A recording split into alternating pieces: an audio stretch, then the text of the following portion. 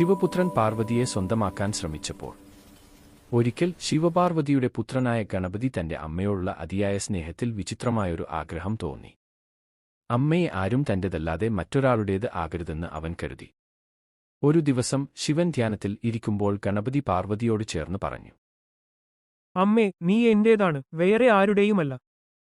പാർവതി ചിരിച്ചുകൊണ്ട് പറഞ്ഞു, കുഞ്ഞേ, ഞാൻ നിന്റെ അമ്മയാണ്, എന്നാൽ നിന്റെ അപ്പന്റെ പങ്കാളിയുമാണ്. അതാണ് ലോകത്തിന്റെ നിയമം. ഇത് കേട്ട് ഗണപതി ആശയക്കുഴപ്പത്തിലായി. എന്നാൽ ശിവൻ തന്റെ ധ്യാനത്തിൽ നിന്ന് കണ്ണ് തുറന്ന് മൃദുസ്മിതത്തോടെ പറഞ്ഞു, കുഞ്ഞെ, അമ്മയെ സ്വന്തമാക്കാൻ ശ്രമിക്കുന്നതല്ല സ്നേഹം, അവളെ ആദരിക്കുകയാണ് യഥാർത്ഥ ഭക്തി. ഗണപതി തലകുനിച്ച് പാഠം മനസ്സിലാക്കി. അന്നുമുതൽ അവൻ മാതാപിതാക്കൾക്കെതിരായ ആദരവും വിനയവും ജീവിതത്തിന്റെ പ്രധാന ധർമ്മമെന്ന് തിരിച്ചറിഞ്ഞു.